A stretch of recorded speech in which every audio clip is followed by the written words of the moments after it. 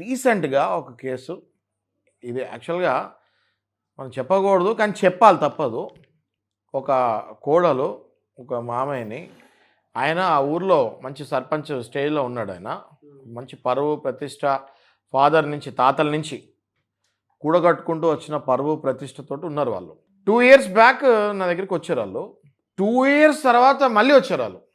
అన్నాను ఏమైందండి 2 ఏళ్ల క్రితం ఎప్పుడో కదా మీరు వచ్చింది అంటే, సార్ 2 ఏళ్ళు కూడా నోట్లో గుడ్డలు కుక్కుకొని కూర్చున్నాం సార్ ఇంట్లో.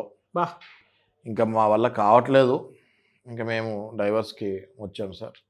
చెప్తే ఎందుకండి ఆగారు మరి 2 ఏళ్ళు మీరు ఇంత టార్చర్ అంటే ఆ 2 ఏళ్ల క్రితం వచ్చినప్పుడే నాగరాజు గారు అప్పటికే 3 ఏళ్ల నుంచి కొడుకు, కోడలికి పడట్లేదు. ఇద్దరు కాపురం చేయట్లేదు. అంటే ఆ 3 ఏళ్ళు, ఈ 2 ఏళ్ళు మొత్తం 5 ఏళ్ల నుంచి కొడుక్కి పెళ్ళైన దగ్గర నుంచి ఇప్పుడు దాకా సవ్యంగా లేనే లేరు.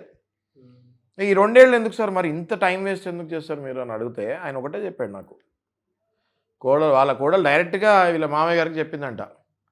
మామయ్య నువ్వు ఎన్నో సంవత్సరాలు ఏదైతే ఇటుక పేరుకొని పేర్చి నీ పరువు పెంచుకున్నావో మధ్యలో ఒక్క ఇటుక లాగితే చాలు మొత్తం కుప్ప కూలిపోతుందని చెప్పిందంట డైరెక్ట్.